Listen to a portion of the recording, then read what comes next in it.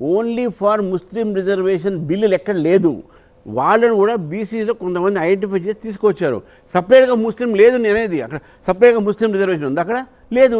BC ఈ జాబితాలో వెనుకబడిన ముస్లిం కులాలకు సంబంధించిన ఎవరైతే ఉన్నారో వాళ్ళకి రిజర్వేషన్లు కల్పిస్తూ ఇచ్చారు. నేను అదే అంటే కులాలు లేవు సార్, అది క్లాస్ కింద తీసుకొచ్చారు.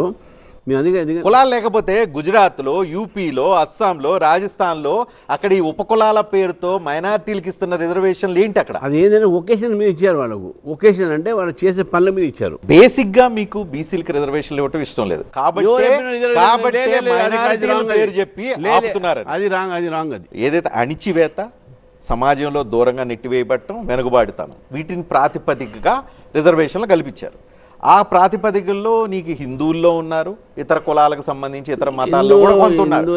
మైనారిటీల్లో వాళ్ళు చేసే పనులను బట్టి వాళ్ళ వెనుకబడతనాన్ని, అదే అణచివేతను, లేకపోతే దూరంగా నెట్టివేయట పట్టాన్ని, వీటన్నిటిని బేస్ చేసుకొని వాటిని బీసీ బి కేటగిరీలో పెట్టారు. లేదు అదే కాదు, ఇది ఈ క్వశ్చన్ అంటే కాదు. ఇది నేనేమంటున్నా అంటే బీసీలో ఉన్నటువంటి ఒక ఏదైతే కులాలు ఉన్నాయో లేకుంటే బీసీ వర్గాలు ఏదైతే ఉన్నాయో అవన్నీ కూడా ఒక ఒకేషన్స్ మీద వాళ్ళు తీసుకొచ్చారు. తీసుకొచ్చిన తర్వాత ముస్లిమ్స్లో కూడా దాంట్లో కొన్ని కులాన్ని కలిపారు. దీంట్లో కానీ కుల అంటే కొన్ని వర్గాన్ని కలిపారు. నేను మొత్తం వినాలి, ఎందుకంటే ఇది మీ వ్యూవర్స్ కూడా చూస్తుంటారు.